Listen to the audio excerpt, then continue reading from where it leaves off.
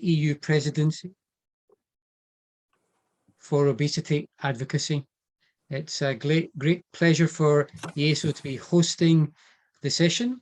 My name is Ewan Woodward.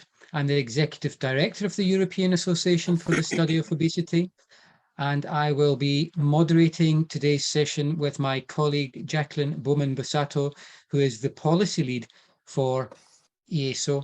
I just remind you that there are some translation options available to you. We have international faculty today, and so Jacqueline will talk to you about that when she runs through the housekeeping. We are very lucky to have a full panel of experts from many different countries, and it gives me great pleasure to hand over to my colleague Jacqueline, who's going to take you through housekeeping, the agenda, and scene setting for today's session. So thank you, and I look forward to some very interesting and interactive discussions.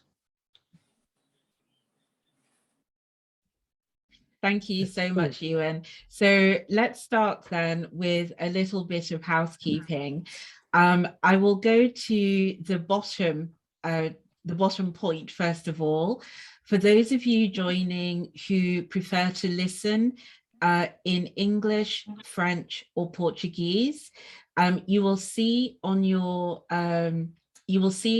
the bottom row of your Zoom screen the option for interpretation. There you will have an option for English, French, or Portuguese, and that is the language in which you will hear all of this session. So for those of you who want to continue listening in English, then click on English, and when others are speaking in French or Portuguese, you will have a simultaneous interpretation. So apart from that, this is actually a very interactive session. So we would encourage you to share online at Easo Obesity, mentioning hashtag Easo Changemakers and hashtag EU 2022 FR. That is a hashtag for the EU French presidency of the Council. You can also click on chat to let us know if you'd like to join the discussion, but I already see lots of people are chatting away, so that's great. Bring in the questions that you have as well so that you can actually join in the conversation as we move forwards. And then you can also see who else is present by clicking on the participants. Next slide, please.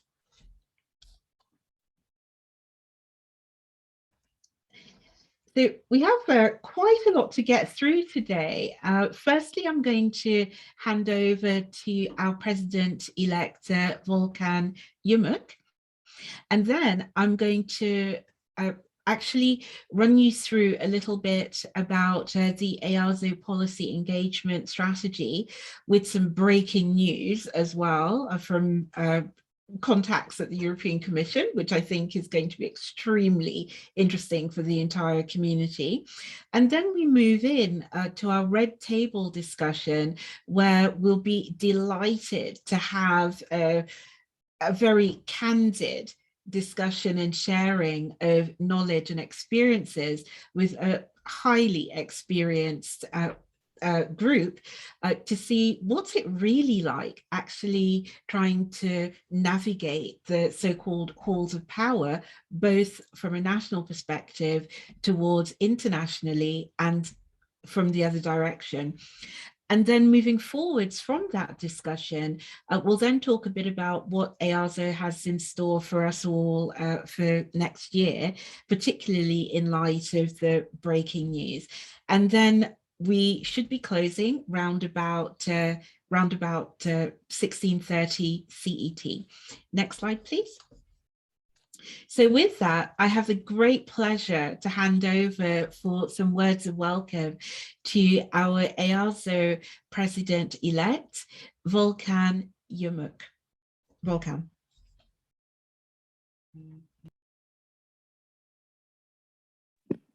Thank you very much. Thank you very much, Jacqueline. It's a great pleasure for me to be here in this meeting.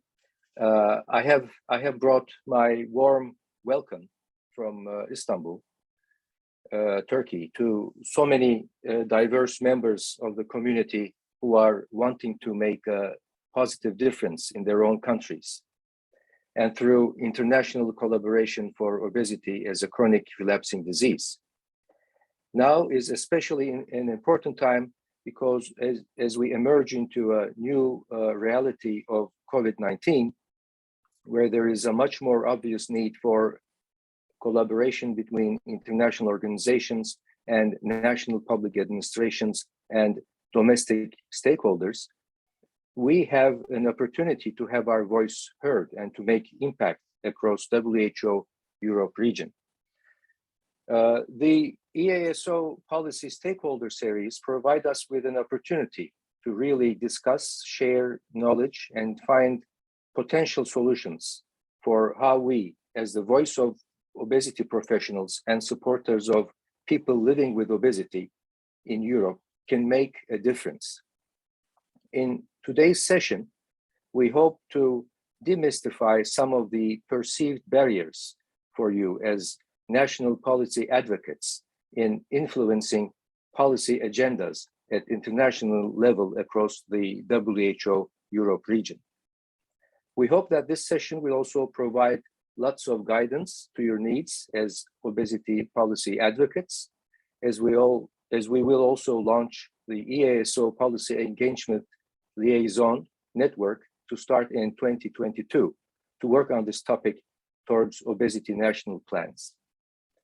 We are at varying levels of advancement in our experience, and so it is an ideal opportunity to share and build knowledge and know-how today.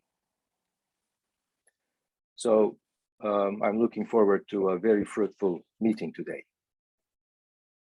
Jacqueline? Yeah. Back to you.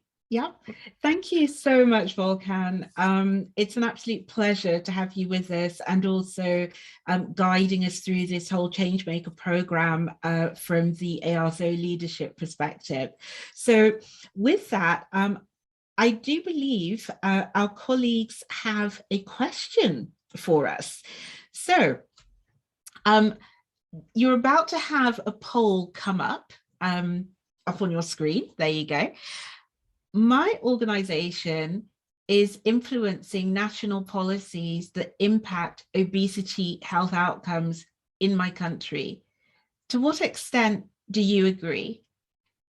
For you and your organization, please vote.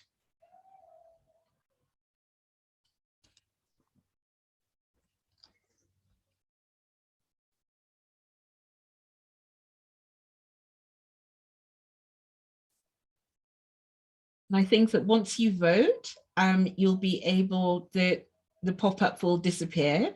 And then at some point, once you voted, it will come back onto my screen and the other co-hosts so we can actually see what the results are. Ah, interesting. Okay, so we have 30, I'm really bad at maths, but let's just say there's a really big percentage who either strongly agrees or agrees. Anyone who's good at maths, 38 plus 44. So 38% strongly agree and 44% agree. 6% could go either way and 13% disagree. So for those of you who disagreed, hold that thought, listen intently to the discussion and come back in with some questions. Those who strongly agreed or agreed, come into the discussion with your experiences as to how you got there and what we can do to actually use that perspective also to influence EU presidencies as well and other large organizations. Next slide, please. So we're now into the territory of Easo's 3-year plan. I have to say that we have been in uncharted territory for the past 2.5 years. We're now coming up to, I would say, the formal end of the 2 of the 3 years plan, where, as you'll see, next slide, please, we have had some major successes, and also we still have a road to travel, hence why we're here today, to put it bluntly. So our Easo advocacy and policy strategy originally was set up to run between 2019 to the end of 2022.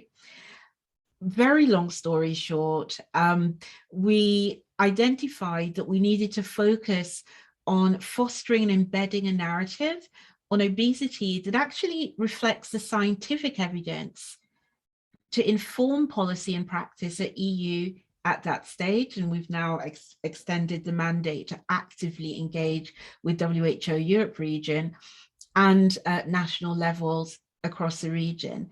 Next slide, please. So our starting point, which actually was hidden for about the first 18 months of all of this, but our starting point from a policy perspective has been, and absolutely continues to be, the WHO definition of obesity. That definition has been classified as a disease since 1948. And also within that has been ICD-6 and onwards. This is really, really important for us to understand and shout loudly and proudly as policy advocates. It's not about, in this case, scientific consensus, although clearly there is.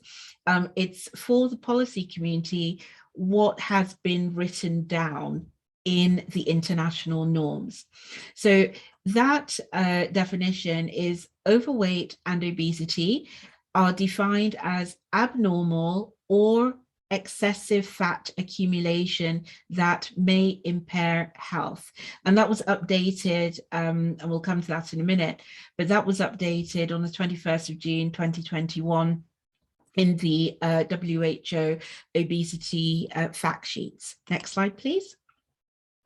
So we then have to say, well, actually, what does that actually mean in terms of policy engagement? Because under normal circumstances, we may well have sat there and said, well, that's done, that's on paper, the science is definitely there.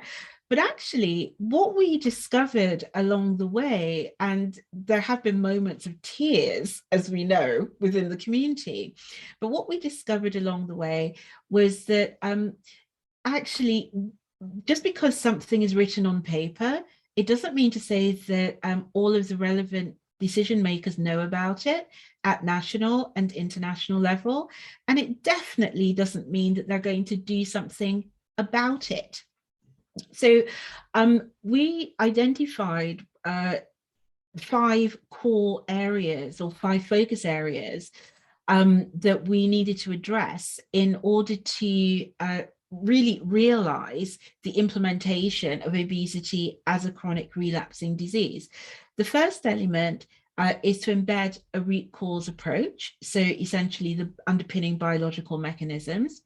The second is to be able to highlight the new evidence narrative of obesity as a chronic relapsing disease, and to actually shift policymaker perceptions away from lifestyle choices into the link with the biology. Then creating advocacy capacity from within our community, which is where we are here, and also linking Easo's scientific work, so research, guidelines, all of these things back to the policy, and then finally engaging across stakeholder communities with one voice. Next slide, please. Click, click, click. So essentially, we set up some very specific objectives along the way, most of which I would say have been catapulted as a result of COVID. So as you can see on the left side of the screen, we definitely, on the right side of the screen, first of all, we wanted to become an equal partner at the NCD table. And so pre-2018, we were very much, and continue, in fact, to be very much involved with other biomedical associations. Then we moved more into being a very active participant in EU health policy coalitions in Brussels. We then, from an external perspective, actually started to host a multi-stakeholder coalition secretariat, the Obesity Policy Engagement Network, the Brussels Hub, which is very multi-stakeholder with organizations who are dedicated to engaging on policies that can impact obesity, as opposed to just obesity policies, which is, generally speaking, not the same thing. We then, of course, realized that, well, were we running really fast here? What about being able to actually go beyond the Brussels, or should we say policy making, direct community bubble, and our members and our family of Easo and slightly broader community? We needed to be sure that as a community that actually there was competent and confident army of champions to be able to deliver on this narrative. So we've been working on all of that over the last 18 months as well. And then the final piece of the puzzle so far had been to have a structured relationship with politicians within across political groups within the European Parliament. So there you can see, and we're very happy that we'll have the chair of the Euro Parliamentarian Interest Group on obesity and health system resilience with us today as well. Next slide, please. So, major milestones. We started with the WHO definition of obesity. We started getting ourselves in line to try and at least, shift policymakers' perceptions, and quite frankly, societal, and also make our own community aware that this definition exists and it actually matters to everybody. Click, please. And of course, we've had COVID. Click, please. We've had COVID, and what has happened is that with a lot of discussion and collaboration with the European Commission, the scientific arms of this, the European Commission, via their Joint Research Centre, which is one of the evidence-generating components of the European Commission, categorized obesity as a chronic disease on paper on the 4th of March 2021.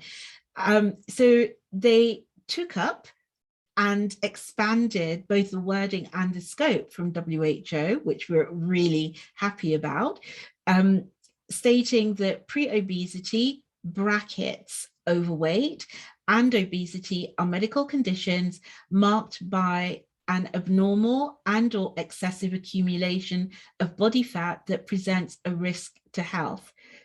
And here's the best part of the news. Obesity is a chronic relapsing disease, which in turn acts as a gateway to a range of other non-communicable diseases, such as diabetes, cardiovascular diseases, and cancer. This is scientifically accurate, it is precise, it is respectful, people first language. It's on paper. Next slide, please. So the question then becomes, how do we go from on paper at supranational level to actual, that great ball of string, as it were, which means that everything is very nicely set out, that we have policies that actually implement the headline brief, that there's evidence to back it up, that basically we end up with obesity national plans, that obesity as a chronic disease, is implemented as such, and is actually prioritized as such. Wow. Next slide, please.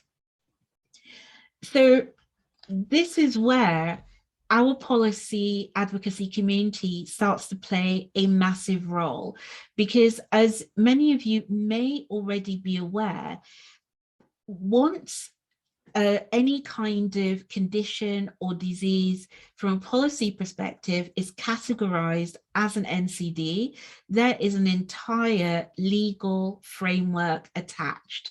So it's not a case of us anymore having to say, obesity is a chronic disease. We need to actually accept that and recognize that. Actually, the discussion now is, when we're listing the various NCDs to which the legislative framework is attached, let's make sure that obesity is specifically mentioned there. So click, please.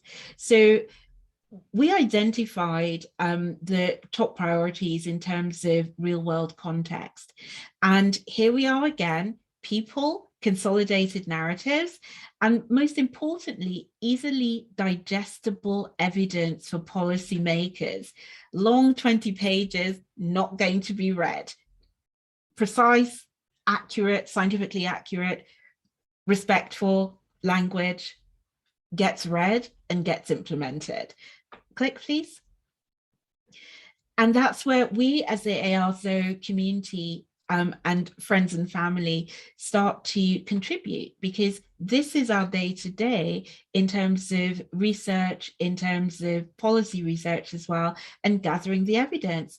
But it's very much a case of gathering it to answer a particular narrative. Click, please. And finally, and we'll discuss some of this as well in the panel, it's because actually we have to understand that the world that we live in, it's the loudest voice that wins, unfortunately. We've got a lot of discussion about COVID, vaccines, all of these catchphrases from policymakers, build back better, resilience, all these sorts of things. But what it boils down to in the end is that, and all these lifestyle myths, which the Commission loves to keep on repeating, but what it boils down in the end is that obesity is a chronic relapsing disease.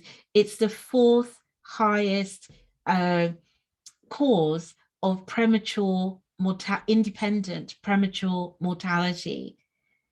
This is not about having a soundbite. This is actually, in the end, about saving lives. And to do that, in our case, we have to make sure that we actually achieve the Easo goal and that of our community of having relevant evidence-based national plans. Next slide, please. So there you have it.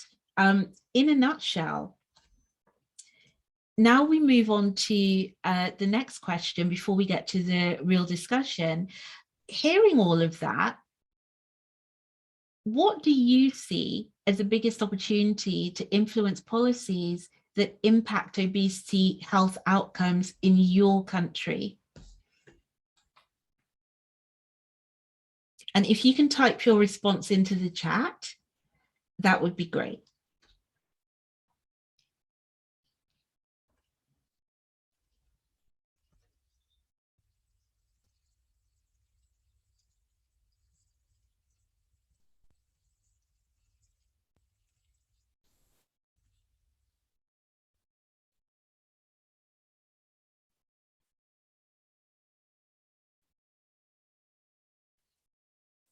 See lots of people thinking and typing.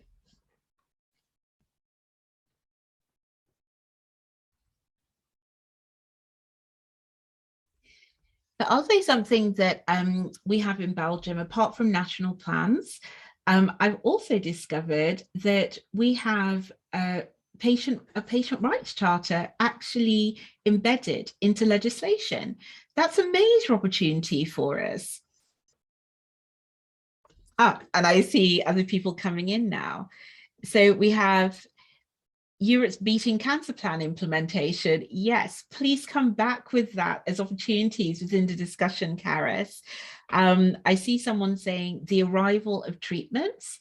So that, I think, is going to be a really interesting point as to how we can actually integrate innovative treatments for obesity, that we can link those back to policy implementation. And I see that Pernilla Weiss is already on the call. So Pernilla, I'm already going to give you that one for the EU pharmaceutical strategy to come back in the conversation. Then I see if treatments are reimbursed and accessible. This is all normally in national plans, all of it. So I think we can see that there's definitely a trend here as well moving forwards. So I think, how am I doing on time, Michael? You are perfectly on time. Great. Okay. So I think we can move on to the red table, as if we're in our kitchen having the conversation. So the main conversation of today, sorry, I see something coming through from France as well, talking about the HTA, the health technology assessments discussion going on in France. Excellent segue, Alina, thank you. Okay, so the main discussion now is actually implications for policy advocacy work, EU presidencies. Is there an opportunity for national influence? Next slide, please.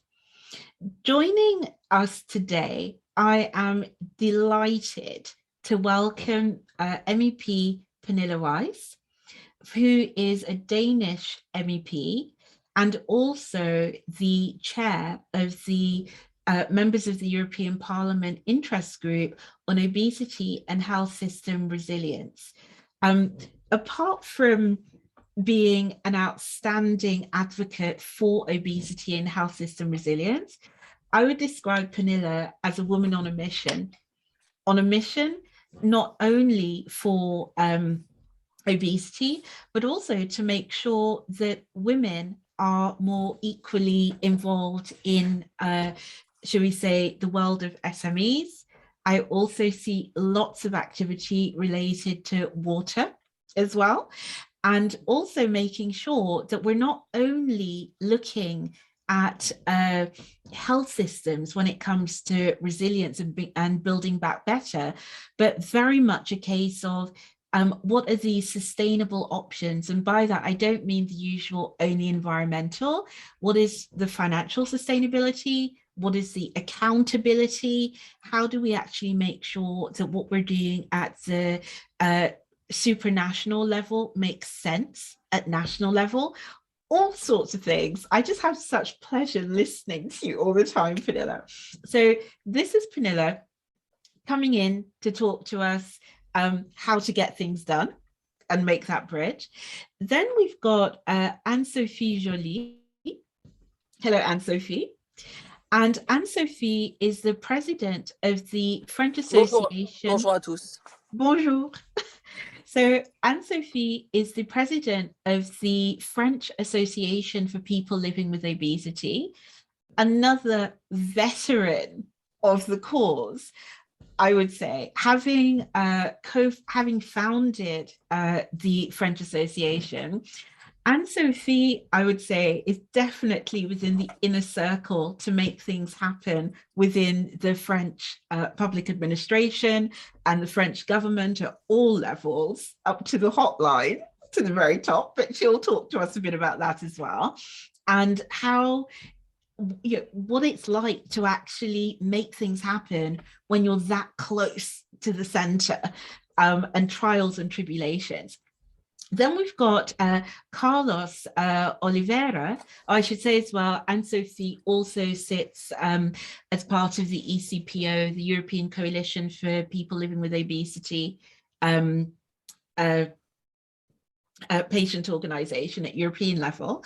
Then Carlos Oliveira, who is president of ADEXO, which is the Portuguese Association for People Living with Obesity.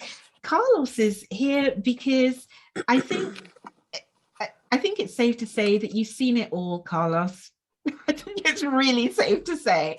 Having driven the Portuguese very successful campaign to have obesity not just recognized as a chronic disease in Portugal, but I would think it's safe to say to have it the furthest implemented as a chronic disease across compared to all other EU nations. And you were also the person to co-found World Obesity Day Europe as well, and to actually have it accredited by the European Parliament as an official day. So welcome, Carlos and Anne and Sophie.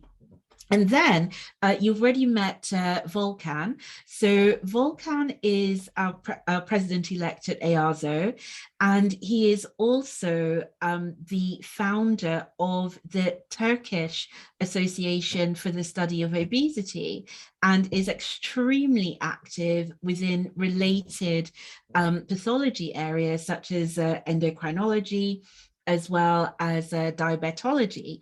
So, and I think it's safe to say as well that Volkan has, I have to say, has networked your way through quite a few tricky situations, and will be able to talk to us in the conversation about what it's like, you know, being in a candidate country and what are the options there to influence above. And you all know Ewan, our executive director, who is, I would say, the font of all knowledge in terms of Easo strategy, and myself. So, welcome everybody. Welcome everybody. So, we're here to talk about the trials and tribulations of influencing from the national level. But before we even get to that, you know, I've deliberately not spoken to everybody online about what exactly is an EU presidency. So I think that's the first question that I put to all of you as both individuals and representatives. When you hear the word EU presidency, you know, we're coming up to France, 1st of January. What do you think? Pernilla, I see you on screen. What I think, thank you so much, Jacqueline, for a very, very warm-hearted welcome to both me and all of us in this panel. I'm delighted to participate. I really have been looking forward to this very important afternoon. So thank you so much to you and your team and all the stakeholders around Easo. Well, what I think about an EU presidency is that it's a fact. It's a way, that's how we have organized the institution of EU, that it's a community of member states working together on what no one of us can do better on our own. So that's the principal foundation of the European Union. But in order to organize our democracy in how to work together as a union, it has been decided in the treaty that every member state for 6 months have the presidency of the EU. So they seat the meetings in the council, but also they are you could say, the political responsible group that takes care of, also together with the European Parliament, to scrutinize that the Commission is actually doing what we ask them to do. But also it is, and that is very important to know when we focus on obesity and what we must do to work with the European resilience and also obesity as a chronic relapsing disease, and et cetera, that it is the presidency that puts forward their working calendar, what they would like to focus on when they chair the presidency. And that is a process that is starting way before the actual presidency of, for example, France, that is starting here just after New Year's Eve. People and stakeholders has been addressing the French presidency almost 2 years ago, knowing that in the spring of 2022, then the schedule for the Commission's work plan would be like this. And then the political issues and interests, they could maybe be put forward also as a part of what could be expected to be the president's from the presidency's interests. So there's a lot about how to create the right choreography and put forward in the Easo interests. When is the time mature to raise the awareness to a certain topic, given the fact that it's on the agenda at the moment where this country is chairing the presidency? So it's a fact. And then it's also something that we need to learn to actually work a little bit, I would say, even better. And we can always be better in doing the, let's use the word lobbyism around the presidency, because that is what it is. It is informing and nudging and inviting, indulging also sometimes politicians to really take the big questions on board and do something about them. And there we have a lot of issues that we would like to see much higher on the agenda regarding obesity. Thank you so much, Jacqueline, for the question. Indeed, and I will come back, Pernilla, trust me. So, but I think that you absolutely hit the nail on the head. I see Ewan putting his hand up, actually, so I'm going to bring in Ewan straight away. Excellent, and thank you for Pernilla for that wonderful explanation. I studied the Maastricht Treaty at university, and even then I sometimes struggle to understand the mechanisms of the EU structures, and so that means that most people walking around in the streets don't really understand these high level structures as well. But what I think would be most interesting for us to discuss and to find out is how can we inform and influence those different structures of the EU? How can we influence the Parliament? The presidencies, the upcoming presidencies. How can we inform? How can we collaborate? And I think those would be very interesting discussions to have. And I know that some people on the panel have some good experience on that. And I do just one final note. I think my own country is showing that very, very beautifully that no country can do better on its own. And I think we're very, very nicely proving that to everybody, which is an unfortunate thing to say, but I think that just highlights the need for collaboration even more than ever. So that's all I would say. I would just really like to discuss, how do we influence, how do we inform, how do we collaborate, etc.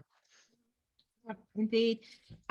If I can come back to that to give Pernilla the opportunity to breathe as well. If I can actually bring in Carlos at this point, because we had the Portuguese presidency in the not too distant past of the EU. And of course, I know for a fact that Adexo has always had good relationships with both your national parliamentarians and policymaking community, as well as direct to Brussels and beyond. So could you tell us a bit, Carlos, about what have been your experiences, particularly given COVID, to actually influence the presidency? How did it go? What did you learn within the Portuguese policy community for obesity? Olá, Jacqueline. Obrigado. Hello, Jacqueline. Thank you for having me, and I would like to thank Easo as well. Let me also greet everyone who is here today for this panel. It's a pleasure to have you here. Portugal, as you know, acknowledged obesity as a chronic disease in 2004. When we talk about nudging governments or having influence over governments or the European Council, we're actually talking about something very tricky. You know why? Because in Portugal, obesity has been acknowledged as a chronic disease in the national healthcare system, but many European countries have not acknowledged it as a chronic disease. And raising awareness before the government to have them see it as a chronic disease is really hard. That is why we are helping create sessions within different countries. We want these groups to work really strongly in their countries to create the lobbying that Pernil was mentioning. We need lobbying. We need awareness raising so that obesity is in a country's agenda and is thereby recognized as a chronic disease. This is key.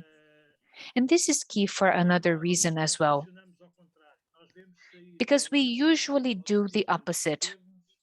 We see something from the European Union or from other governments.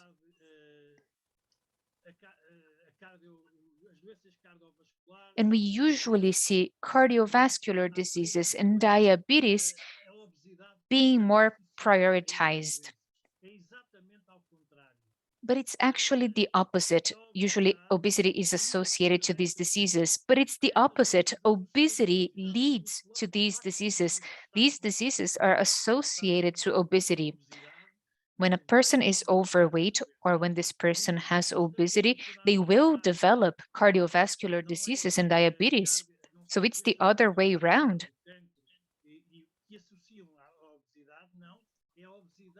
So it's not cardiovascular diseases and cancer leading to obesity, it is obesity leading to these diseases.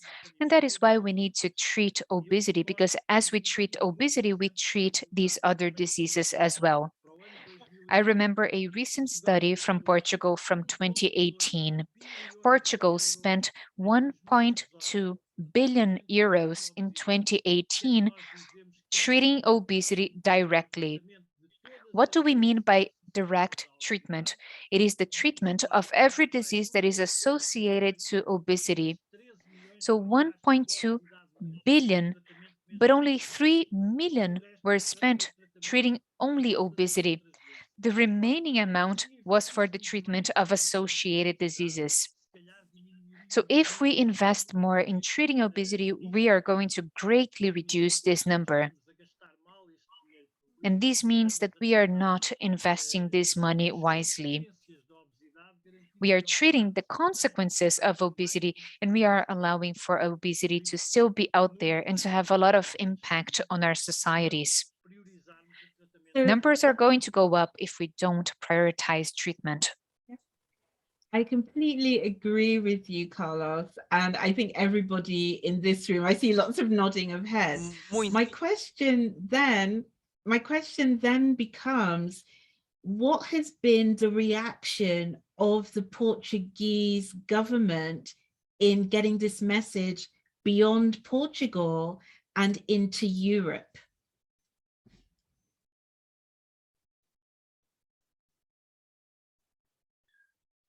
Pois, em relação a essa pergunta, Well, in relation to this question you just asked, we have ups and we have downs in policymaking in any country. Some governments have more sensitivity, they are more aware, and there are governments less sensitized to the issue. So this entire process, the COVID-19, everything that happened, there was a natural forgetfulness in relation to other diseases. What happened was not good at all. We were not successful in trying for the government to interpret the disease the way it needs to be interpreted and put it on the discussion table with the European Parliament meetings as an important topic. In Portugal, what happened was something we did not like. With COVID, all the rest was, although we accept that the people suffering with it, the consequences are serious, occupation of hospitals. In spite of all this, the reasons were not enough for our success in prioritizing by our government the treatment of obesity in order to decrease all these other things that we have associated with it, you see.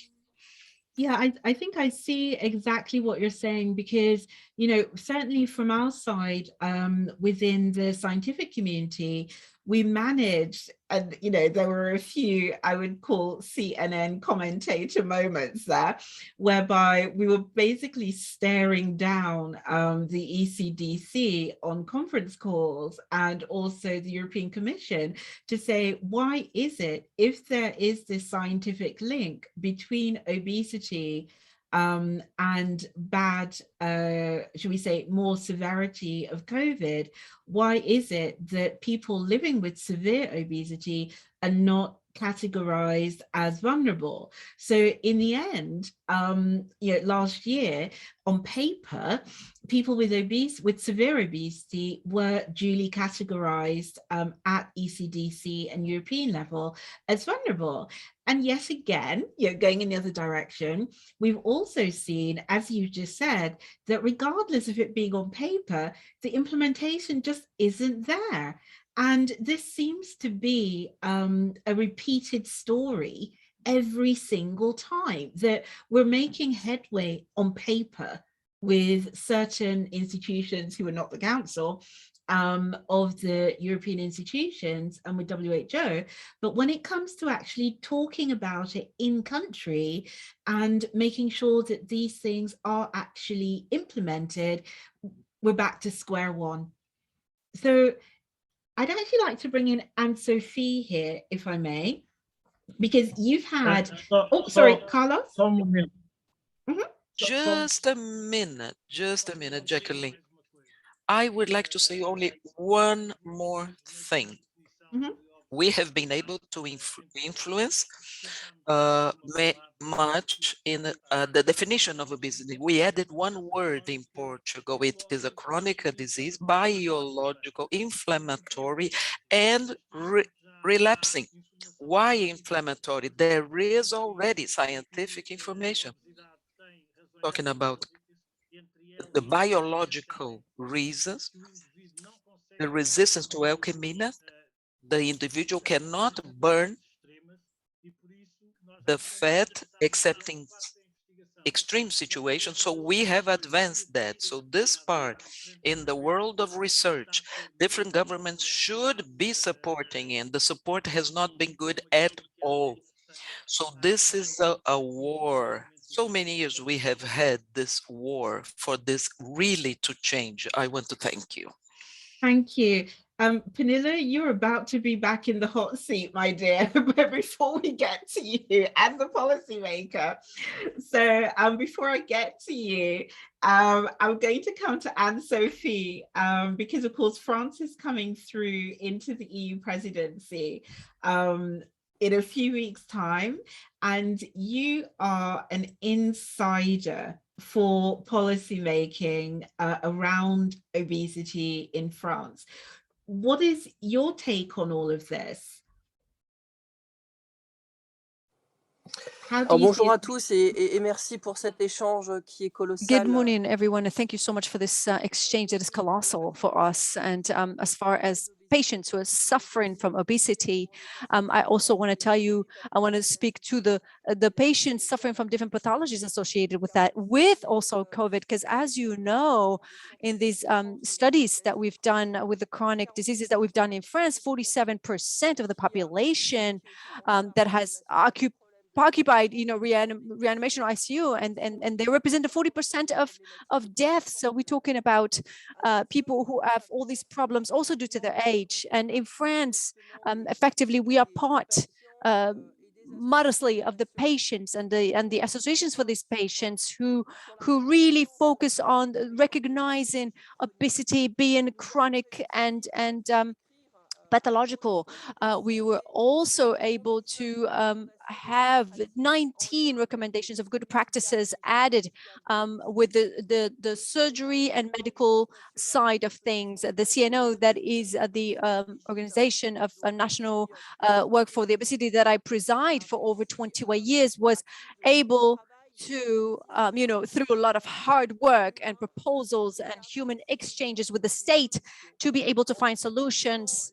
And when I hear at the same time the problems of everyone, and it's a work that is transversal, obesity in France costs about $24 million a year. With that, it doesn't, you know, the $24 million doesn't really cover the weight of other diseases like cancer, like Carlos was saying. They're multiplied by 4 or 6 as far as the obesity goes, and you know, the cardiovascular diseases and diabetes. And we've talked about this in world meetings in the cardiology sphere. If we do not recognize in the European Union state members that obesity is a disease that is causing mortality, and I'm so sorry to use these words that are strong, but by not doing that, we are killing populations. And so this has to be part of the national and international plan, a code like the European Union. We have to find possibilities, to find solutions about a disease that is excessively complicated. But if we're not recognizing it as a disease, the population will not cease from being in danger.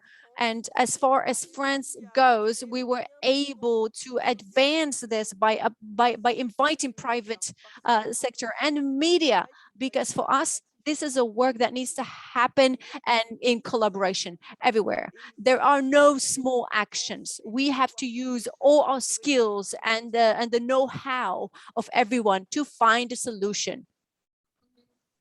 Absolutely. And yeah, absolutely. And I see Panilla's hand going up. I'm about to bring you back in on some of that creativity, how to find those solutions, Panilla. But before we get there, Anne-Sophie, you, as you say, have been an insider for a number of years, and you also sit not only related to policies specifically on obesity, which, to be fair, in France are currently still mostly on general prevention, as opposed to really moving into implementation of treatment and beyond, the full gamut of treatment. So from your perspective, you know, what do you think is the biggest challenge to, particularly because, you know, France will have the general elections in April next year, in the middle of their presidency, and what do you think are the biggest challenges, you know, from working within the national environment to get obesity on the list of final priorities? Because, you know, the French presidency has said very clearly resilience is top of their agenda, digital agenda is top of their agenda, nothing new there, you know, building back from COVID, all of these things that we know are going to be there. But yet again, obesity de facto is at the center of this, but nobody's mentioned it. So what are your challenges there? L'obésité à ce jour, je suis désolée. Obesity up to this today, and I'm sorry if I'm really using this as a parallel, but we have to put things in context. For me, I feel that obesity to this day is really like in the 80s, you know, the problematic about AIDS. So at its base, it's a pathology, but it's not really good to have an obesity problem. I mean, but it is really known, if people stopped eating, we wouldn't have obesity problems. It's way more complicated than that, and these health professionals and these people who have, you know, invested in this, they know this and they know it very well. Therefore, the question is, how can we move forward?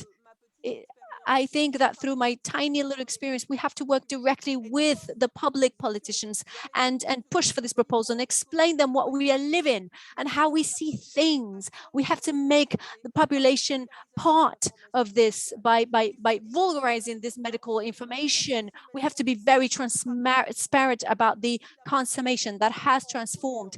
And we also talking about pollutants and the sedentary life, and also the ecological problems. We are destroying the planet where we live. And so there are so many subjects that are so important. And I want to tell you also dangerous that we're not talking about, because effectively and for sure we have things that are more important and more serious. However, somehow we are not really taking in charge the problem of obesity in its form, in its entirety. So it's really saying that we are just putting it under the rug, you know, and we're going to find ourselves, just like happened with COVID, to really finally be faced with the reality of what is actually going on, who was really impacted, who has suffered first. It was the people who are older, who love the most, and also the most vulnerable ones. And unfortunately, we are part of the most vulnerable ones. We can no longer censor a reality that is really exposing us. And we have the duty to work in collaboration. And we have to all have the same ethics and respond to the popular generation and find solutions. And that is what we are doing modestly in France through our collectives for over 21 years. And we've gotten to a point in the direction committee, in the health ministry, like, you know, the road mapping that we did. We have nutrition santé, or health nutrition. You all know the score of nutrition that we have presented. You also know obesity plan that we're working on right now, and it also has a roadmap with other organizations and other associations that are present. And then you also have the engagement from the Superior Council of Audiovisual work about the obligation to give this information about nutrition and physical exercise to all population, to the entire population. It has to be in all the media and all the channels. So we're talking web, radio, and television. So it is thanks to all information and the diffusion of all this information that we are able to build little blocks in this wall, and we are able to build this strong building and to preserve the health of our citizens. This is the only way to do this. This is intolerable that we still have children who are born already in an obese situation, knowing that their lives are already in danger from the start. And so we need to also have the European Union to realize how much this is going to cost.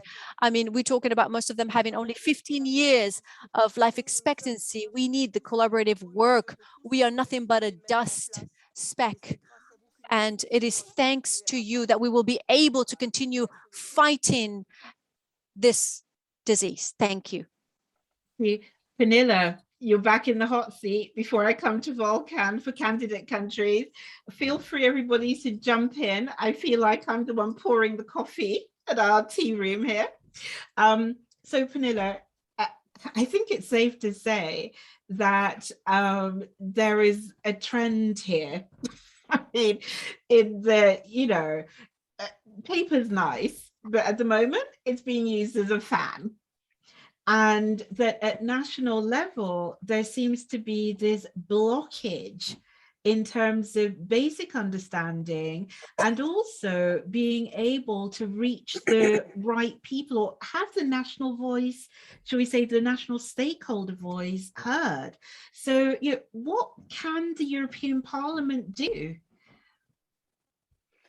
Thank you for that question. The European Parliament and especially the MEP obesity group is trying to boost the awareness, but also articulate wherever relevant obesity as both the chronic relapsing disease as it is, but also as the precondition for a lot of the challenges that we are battling with, or so to speak, higher up the staircase. And we need to go back to basics and work with the health and the resilience of human beings. And this awareness about the ecosystem of a healthy society based on really cutting down the numbers of people with preconditions and severe obesity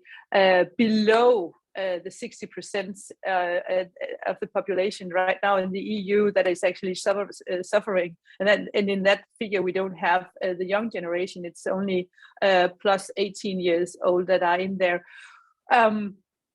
I think what we need to do more, and maybe there is a helping hand in the recovery and resilience package, and the way that we in the European Union have these half-year semester checkups on the economy and the development in the member states. That after 2000 and next year, also health will be a part of the semester checkup, so that we can address more specifically and also in a language that the governments are used to talk in, that is based on fiscal budgets, that addresses the structure of the social and healthcare organization in every member state.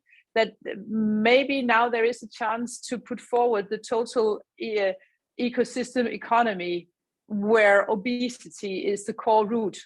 Because when I talk with stakeholders and colleagues from the political circles, both in my member state and in others, is that there is simply a lack of knowledge and awareness of how we, with a little more effort on the fundamental core roots to a lot of diseases, then the return on investment on a societal level in resilience, but also in productivity of a workforce that is right now shrinking. I mean, we get older and older.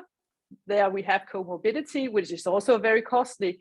We get fewer and fewer. And when we then also add to that we get, so to speak, fatter and fatter, that is a Bermuda triangle for the European societies. So I think now it's time to put forward the economic logic for our colleagues back home in member states to really realize it's not an extra cost to include obesity as a chronic disease.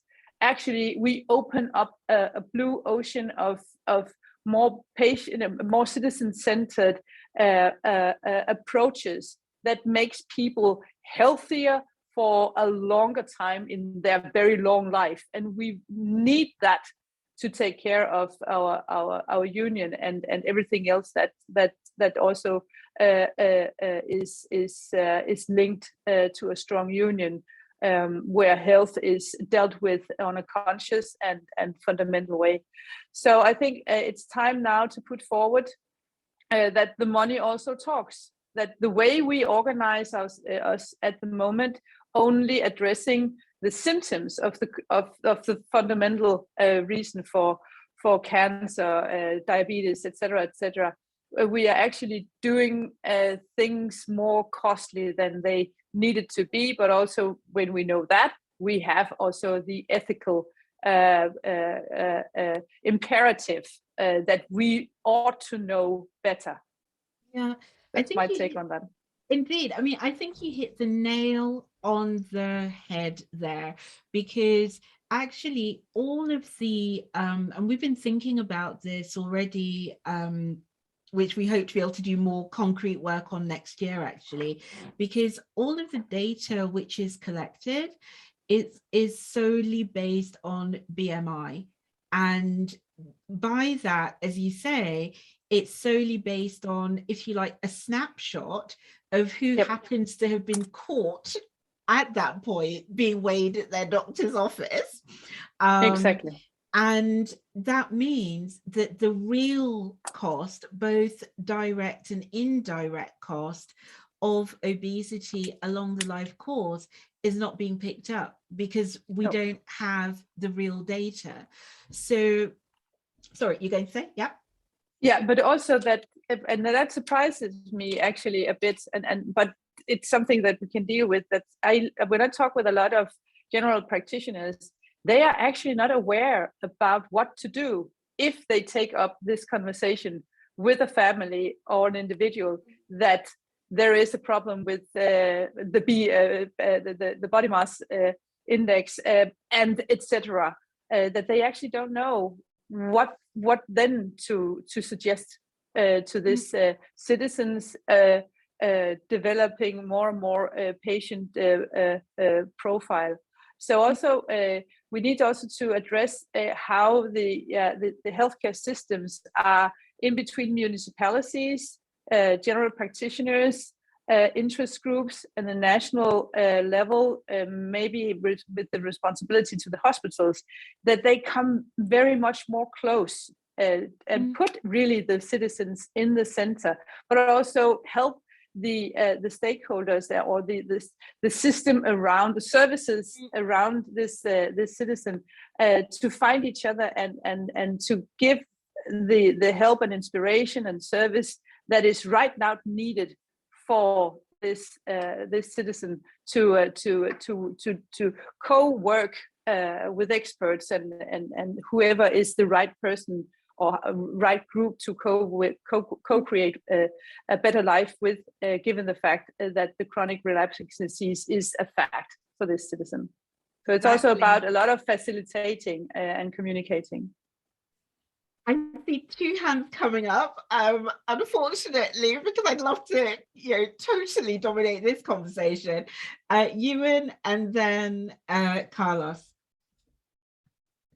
Just like to respond to what Pernilla just said there, which was very interesting and pertinent. And I see a very clear need for education there. So if the healthcare practitioners are not able to have those discussions, if they don't know what tools are available to them, if they don't understand the mechanisms, then we need to help them. We need to educate them, and we need to work to make sure that obesity is a fundamental part of medical curricula, undergraduate medical curricula, so that they can understand obesity from the very beginning of their medical training and throughout their medical training. I have some comments about the financial side as well, but I suspect Carlos might want to say something there, because I know they've done some very strong work in Portugal. So I'll stop at my plea for education, which also, of course, talks to the resilience of health systems. If you're improving the education, then you're making your health systems more resilient moving forward. So that's also clear, but I'll hand the floor to Carlos. Carlos? Obrigado, Ewan. Thank you, Ewan. Let me touch on something that Pernille said really well. We have fewer and fewer people available to work in Europe. The workforce is shrinking. And we know that a lot of people are overweight right now, most people. And politicians love talking about prevention, but they only talk about preventing obesity when it comes to kids. However, we need to think that prevention is also for people who are overweight and who are on the path to obesity. It is about prevention as well in these cases. And this is a path that is really dangerous for our countries, because some people are going to leave the workforce because of this. And these people could be producing a lot and could be working a lot, but without support, these people will become people with obesity. They will lose their jobs. They won't be able to afford anything. They will represent a number of costs because of the other associated diseases, which are already in the healthcare system.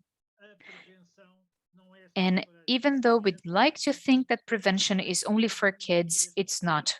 Prevention is also useful to reduce these number of cases going from overweight people to people with obesity to people with morbid obesity. We need to raise awareness about this urgently. Thank you. Okay, before I move on to Anne-Sophie, I'm going to jump in here with a statistic that everybody loves to forget. Primary prevention is for precisely 4.3% of the entire global population. The other 90, however much percent, not good at maths, according to the Lancet Burden of Disease report, the latest one, which was, this came from 2013 to 2015, it's very clear that on average, the rest of the global population has at least 5 ailments. In the case of obesity, what that means is that primary prevention, that boat has sailed. Secondary prevention, and if you like, mitigation, which is part of treatment and long-term management, may be able to help. But in terms of primary prevention, we're actually looking towards the next generation as opposed to now. Anne-Sophie, Volkan, and then I'll come round again. Anne-Sophie? Oui, je voulais vous dire effectivement. Yes, I wanted to say, actually, maybe you noticed, I'm somebody who's really impassioned on the subject. I'm sorry, but it's said with a lot of affection what I said. In France, okay, €1 invested on prevention brings back €6 to the state. So it's without taking into account all the health gains that go with it. And I wanted to say, to get back of what Johan and Carlos were saying, acknowledging obesity as a chronic disease would lead to make it a specialization, in a medical specialization, but also we should have an initial curriculum training for doctors and paramedicals. So if a doctor doesn't do by themselves the training on obesity, we are treated by doctors who do what they can on a pathology that they don't know anything about. And it's without taking into account the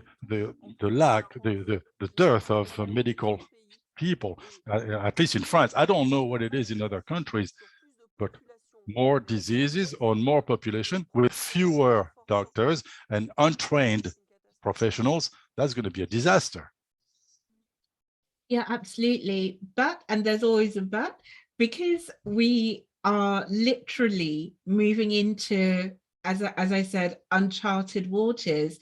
I think we have really discussed, we see what the common trend is here in terms of implementation, lack of implementation as a chronic disease, lack of actually having some kind of a national plan. All of this is wrapped up in how do we actually get our national voice and the situation embedded into European parliamentarian and commission and council minds, and also via WHO. Volkan, I see your hand up. And you're on mute. Yes. Mm-hmm. Well, I thought I would like to say a few words. Please. In alignment with the session. And I agree with all the speakers. And I just wanted to add onto it as far as the European Association for the Study of Obesity is concerned. In order to influence national and European policy, I think this is an important topic and would be helpful. So the question would be, what is the real value of the European Association for the Study of Obesity? Well, what we have done so far, we have developed a change maker program. This was mentioned in the beginning by Jacqueline. And this change maker program consists of building out a taxonomy so that everyone starts with a clear understanding of the concepts and can discuss obesity in the language of chronic disease. Another part of it is the policy stakeholder sessions that we are doing now. And in addition to that, we have Advocating on Obesity online series. And also in addition to that, there are EASO policy clinics as the change maker, part of the change maker program. And starting in January, that is, as I heard, is the beginning of the French presidency. We will also be convening the EASO Policy Engagement Liaison Network to work on getting obesity national plans, which go beyond primary prevention and actually include all of the elements as for other chronic diseases. So I believe that this Changemaker program will raise our voice and will help others to raise their voices. Another aspect is, I'm afraid another round wouldn't come to me, so as long as I am here, I will mention about that and end. Well, the issue is, I mean, Turkey is a candidate country. I don't know for how long, and I don't know for how more, but it doesn't matter. The thing that matters is we are integrated within the EU system in many aspects, in many chapters, and one of them is health issues. So even being a candidate country, the national society, the national body can be influential.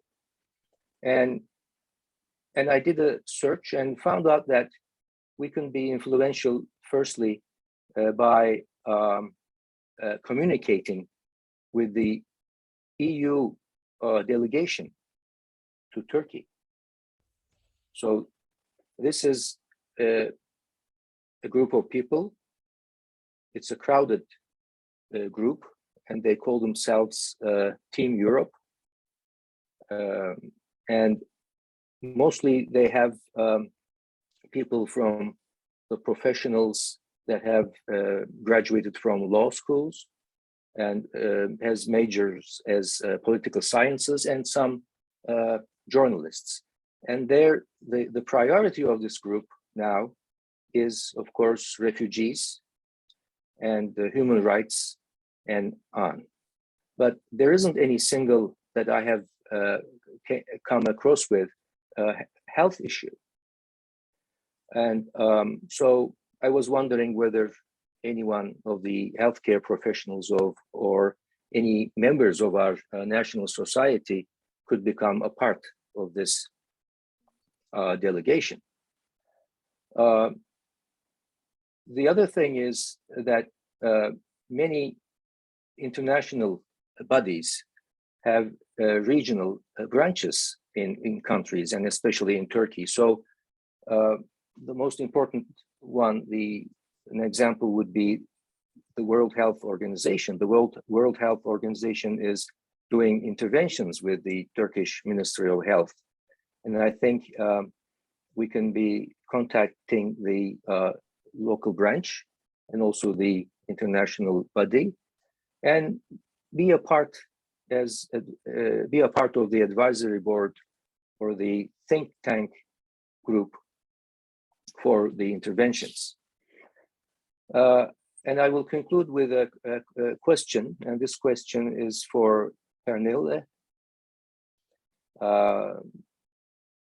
And it is, aside from this EU delegation to Turkey, could there be other means for our national group, national society, obesity association, to have the opportunity to contact European Union bodies like yourself is a part of the interest group or other commissions? Ella? Yes, thank you so much, Volkan, for this very concrete question. The delegation is for sure a good and a relevant platform to address, but as I know, the delegation and delegations in the European Parliament, they have all topics on the agenda related to the delegation geography. So maybe, and that's also what's in your question, what other doors to come to, so to speak. I would very much recommend that you reach out to the clinical and healthcare professionals in Turkey and ask and urge them to take up contact if they do not have that to to EU member states peers and colleagues, because that's a way to be a part of the network, both the formal one and the informal one. That's how we do it in my little member state, Denmark, that we have something that's called the Obesity Alliance, where both general practitioners, specialists from hospitals, dietitians, social workers, society specialists, and designers, they meet on a regular basis to talk about how to re-engineer the Danish healthcare system, but also to link it in a way to the European Parliament, to the European institutions' funds for research and innovation, but also how to also see obesity and the healthcare sector as a big unexplored field of new business creation. So there's a lot of opportunities of how to open even bigger, but right now small doors if you ask for the professionals and the businesses in the SME networks related to healthcare, and especially within the STEM, the digital, the engineers in your country. That is most often that is the nerdy young generation who wants to solve problems in the real world, and the real world is where the citizens are and where the healthcare professionals are struggling with not having yet found the right solutions for the problems that they face in reality. So yeah, but you're also very welcome to reach out to my office and let's see what we can do in a way, because what makes the world change is that people meet people and begin to cross-pollinate with inspiration and good ideas. So yeah, that's the best I can offer for the moment. Yeah, I'm going to pick up there. Oh, sorry, Volkan. Oh, no, I just wanted to, I want to thank you very much. And I also believe, like you do, that communication is without any boundaries. And it needs patience and perseverance. So I will be in touch in the future, and thank you very much for that opportunity. Welcome. I will add to that. I will say we're literally almost out of time, because I'm going to add to that as well very briefly to say, yes, Pernilla, we will all be in touch literally with you and colleagues, because as you've seen the email, and this is what I promised to tell everybody at the top of the session, we saw a leaked document from, or semi-leaked, but whatever, from the European Commission, saying that they will now be developing a roadmap for pathology-specific NCD plans. Now, what that means is that if they had said, honored their own brief and said obesity was in that first phase, but they haven't.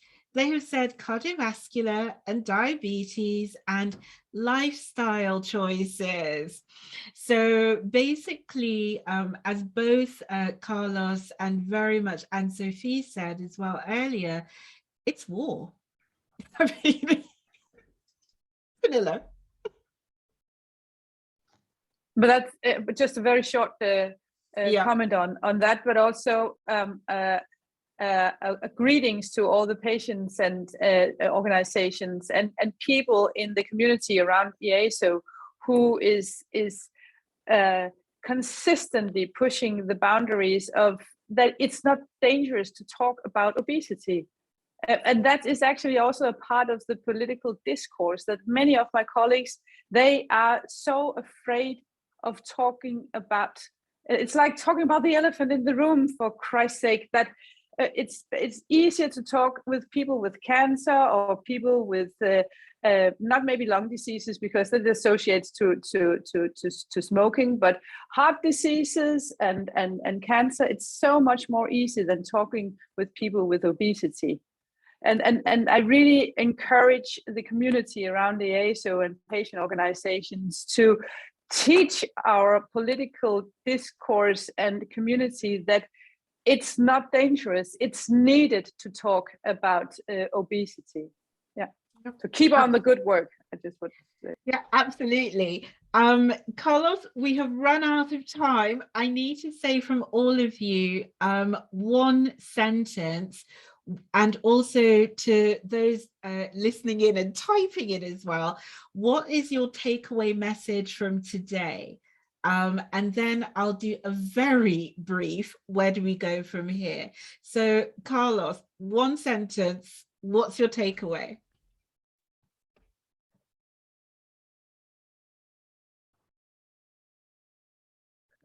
A minha mensagem é que My message would be, we are going to have to start making politicians accountable for the expenses in our government. It's not possible.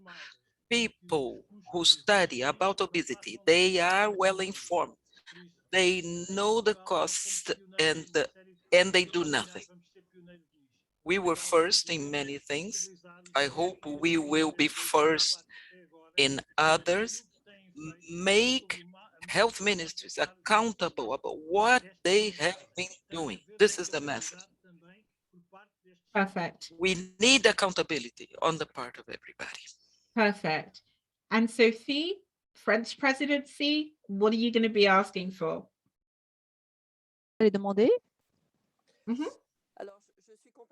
So I am so agreeing with what Carlos just said. I think that we have to evaluate and make sure that the population has the right to evaluate the politicians and health politics and national politics and international politics about what is done in the interest of citizens.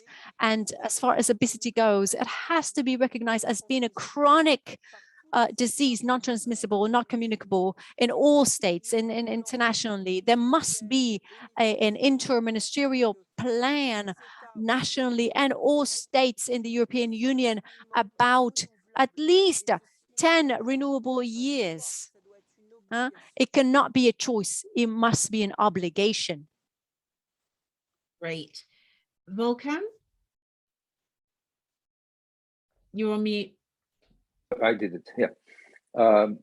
Well, we need to believe ourselves as national associations that we can be as influential as others, the supranational bodies, in influencing the policymakers. Perfect. Pernille, oh, sorry, Ewan? I thank Carlos and Anne-Sophie for those very powerful and words which I completely support. So I won't repeat them, but I will talk about resilient health.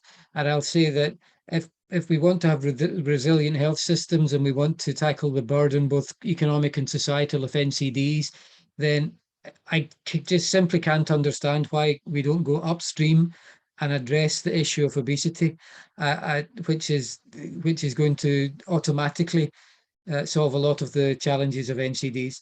And so that would be a message for me. Why don't we just think logically, go upstream, prioritize? Excellent. Pernille, you've got your marching orders. What's your takeaway?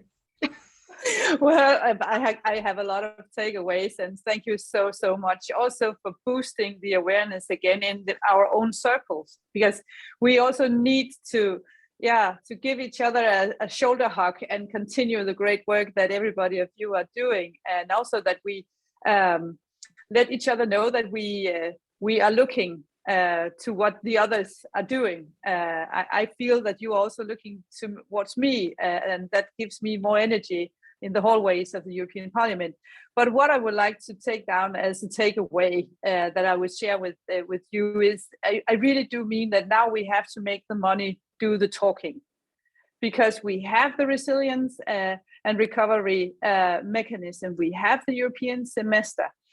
We have also the anxiety growing in many European families that we cannot afford the green transition. We cannot afford the digital transition. we are lagging behind the US and Asia in competitiveness. The foundation beneath the Europe we know is being challenged. So now we have to pull ourselves together and do what is both ethically correct, but also cost efficient correctly to do, to really protect the European Union and all the values and the history that we share with each other. So that's my takeaway. Thank you, Jacqueline, for a wonderful hosting and facilitating a great event. Thank you so much. Thank you. And as always, on the nail. I would like to say a big thank you as well to all of our roundtable people today. It's been really enlightening and extremely helpful in terms of sharing your aspirations, your inspirations, as well as your challenges in getting your voice across from national to EU. So for this part of the session, I need to close and give 2 minutes, because we're over time, but give 2 minutes to where do we go from here? Michael? Okay, so next steps. Next slide. So funnily enough, it will all be about the evidence next year. So within EASO, we already have the EU Research Agenda Gap Analysis Report. We'll be actioning that, as Volkan mentioned, with the EASO Policy Engagement Liaison Group. Case studies for policy makers. I think that was very clear message as a need that came out during the discussion. You'll be sent a link to a survey as part of the follow-up to look for good and interesting practices in terms of obesity being implemented beyond prevention across our WHO region. As an example, we see examples being given by WHO for Europe from Australia, Southeast Asia, Africa. We need our own examples. Then we have a study coming up on the economic impact of not addressing obesity as an NCD. And also a study on looking at what should be going into obesity national plans as well, particularly given the news from the European Commission. Volkan has already mentioned the EASO Changemaker Programme. Volunteers from amongst the EASO national members, please. We'll be meeting in person, hopefully, during ECO in Maastricht, and that in fact takes me on to proactive outreach, which means that we'll be very proactively campaigning in collaboration with all of our stakeholder communities within WHO Europe, but specifically trying to make sure that obesity is actually on that list of NCD disease-specific roadmaps, and also continuing to work on the obesity and cancer implementation plan, and finally, looking through at the European health data space, which of course is all about collection and harnessing of data towards evidence, and also the EU pharma strategy. All of this wrapped up gives us an evidence base for people to be able to have the discussion at policy level and actually make interventions that really matter to people living with obesity, and all of us actually supporting people living with obesity. So on that note, I'll hand back over to Ewan to close.